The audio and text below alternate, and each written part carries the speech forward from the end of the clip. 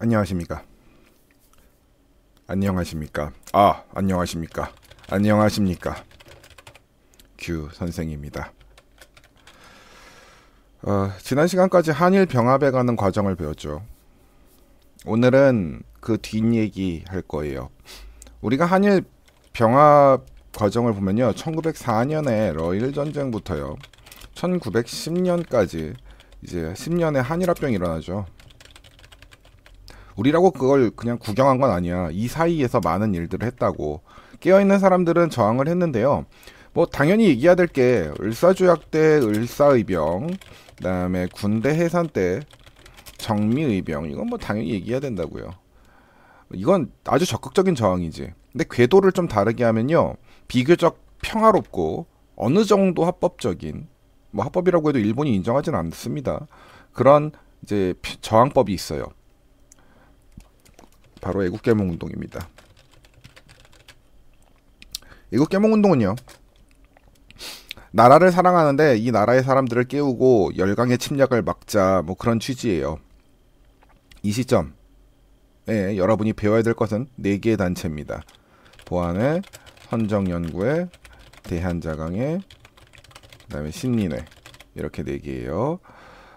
각각 무슨 일을 했는지 알아봅시다. 보안회는요, 황무지 개강권에 대해서요, 반대해서, 그리고 결국 무효화시킵니다. 이거 일본이 했어요. 요거는 우리 황무지 개강권 비슷한 말이 독립협회 때도 나오죠. 독립협회 때는 러시아 거 무효화시킨 거고, 독립협회는 일본에게 대해서 그렇게 적대적이 아니었어. 근데 보안회는 반일 단체예요. 일본 짱시름 하는 거지. 요때 황무지 개강권을 반대한 건 좋은데 1908년에 동양척식 주식회사가 설립되거든. 요게 설립되면서 어차피 뺏깁니다. 동양척식 주식회사는 우리나라 거 참 많이 뜯어간 회사 중에 하나지. 그래서 아무튼 요때는 무효화시킨 데 성공했다는 거. 헌정연구회는요, 입헌정치 체제를 수립하려고 했어요.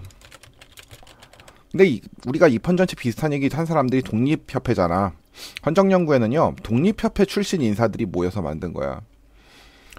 민주정치 사상을 보급했고 친일 단체인 일진회하고 맞섰고. 근데 이 사람들이 계속 이제 확장을 하다 보니까 일이 잘 돼. 그래서 확장을 하다 만든 게 대한자강회예요. 대한자강회에서는요, 연설회를 개최하고요, 개혁안을 만든 다음에 이것을 시행시키자고 막 얘기를 했고, 그리고 고종퇴위에 반대했습니다. 고종퇴위에 반대하다 해산돼요. 그래서 이 마지막 사건이 매우 중요하게 느껴지지. 그 다음 신민회. 신민회는 5가지를 알아야 돼요. 이거는 이 5가지 사항은 여러분들이 머릿속에 항상 들어있으면 좋겠어요.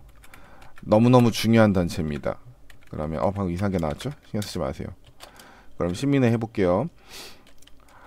1. 안창호, 양기탁, 이승훈입니다. 그리고 2. 비밀결사이고요. 105인 사건을 계기로 해산했어요. 교육이 하나에서는 오산학교랑 대성학교예요. 4. 기업의 하나에서는 도자기 회사와 태극사관이에요. 만주 삼원보에 독립기지를 건설했어요. 우리가 수업 시간에 상세한 얘기 다 한 거죠. 그래서 여기서 자세히 안 하고 너네가 시험을 대비하기 위해서 뭘 외워야 되는지만 말씀드릴게요. 이 5가지만 외우세요. 수업 시간에 한 거는 잘 기억하고, 만약에 수업 시간에 졸았다던가 사정 때문에 빠진 분들은 일찍 와서 물어보세요. 우리 월수금은 3시 반, 화목은 4시 15분에 오시면은 그럼 임시 강의를 해드리죠. 이렇게 5가지 잘 기억하시면 되겠습니다. 이 애국개몽운동 계열의 운동 중에서요, 국채보상운동이 있어요. 국채보상운동은요, 일본에 빚을 너무 많이 졌으니까 빚을 갚자라는 운동입니다. 근데 나라에선 돈이 없거든. 그래서 빚을 우리가 갚자라고 하는 운동이지. 이게요, 근대 시설 지을 때 일본이 차관을 억지로 지어줬거든. 그래서 그거 다 갚지 않으면은 경제가 예속되게 됐죠. 대구에서 모금운동을 시작했어요. 이게 사이즈가 점점 커져. 그래서 금연운동하고 금주운동도 같이 합니다. 금연금주를 해서 그 돈 아껴가지고 모금을 하자 이런 취지였어요. 담배값하고 술값이 되게 많이 나갔다고 하네요. 그런데 통감부에서 방해해서 중단됩니다. 어느 정도 성과는 있었지만 아무튼 실패했죠. 국채보상운동도 수업시간에 더 상세히 해드렸습니다만 이것만 알아도 문제를 푸는데 큰 지장이 없습니다. 나머지는 수업시간 거를 다시 떠올려 보세요. 이제 근대시설 얘기합시다. 근대시설 이야기 해볼게요. 역사적으로 중요한 시설은요, 방문국, 기기창, 전환국, 한성전기회사, 그 다음에 철도, 그리고 병원, 교육기관이에요. 이렇게 딱 잘라서 말을 하면 참 편하지. 그럼 지금 설명해 드리니까 잘 들어요. 요거는 1883년에 고종이 전부 한 번에 설치했어. 방문국, 기기창, 전환국은요.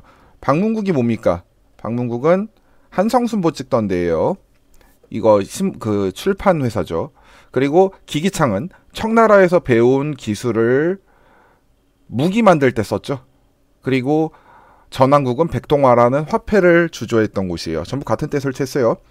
한성전기회사는 1898년에 설치가 됐습니다. 정부랑 미국 기업인이 같이 출자해서 만들었어. 얘네들이 완전 한성의 전기를 독점했죠. 그래서 전기를 하다가 좀 다른 사업도 손을 댔죠. 전차 산업입니다. 또 한성전기회사에서 독점하고 있던 산업 중에 전화 사업도 있었어요. 1896년에 경인선을 설치합니다. 그래서 이제 설치해서 개통은 젖대야죠.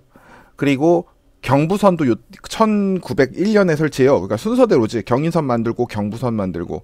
그 다음에 러일 전쟁하던 도중에요. 일본이 전쟁할 때 쓰려고 경의선을 만듭니다. 그리고요. 의료기관. 1885년에 미국인 선교사가 광해원을 지어요. 그리고 1899년에는 대한제국에서 광재원을 짓는데 이게 나중에 이름이 대한의원으로 바뀌어. 1907년에. 그 여러 가지 병을 치료했죠. 1904년에는 세브란스 병원이 설립됐다는 것도 알아두세요.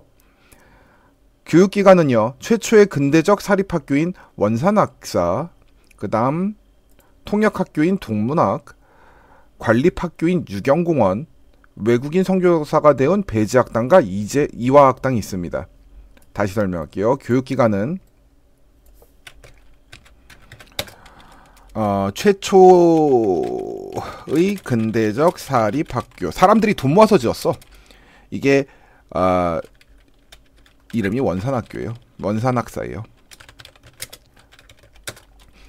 그럼 통역학교인 동문학이 있고요. 그 다음 유경공원이 있는데 유경공원은 관립학교였어요. 나라에서 졌다는 거죠. 그 다음에 외국인 선교사가 지은 것이 배지학당과 이화학당입니다. 요거가 끝난 다음이 1895년이에요. 1895년에는 교육 입국 조서가 발표되었다. 그 수업시간 했지. 언제? 2차 가보기역 때 이제 발표를 해서 1895년에 제대로 활성화가 되어 그리고 나서는 학교가 왕창 듭니다. 학교 대량 건립. 이 다음 대한제국이 오면은 상공학교랑 광무학교 지었죠. 이름만 봐도 대한제국 빌 나죠. 그리고 애국 개몽 운동 시기가 되면 1904년부터 1910년이요. 각종 학교가 설립이 됩니다. 간단하죠? 너무 길게 하면 니네 졸리니까 잘랐다가 할게요. 네, 여기까지 하겠습니다.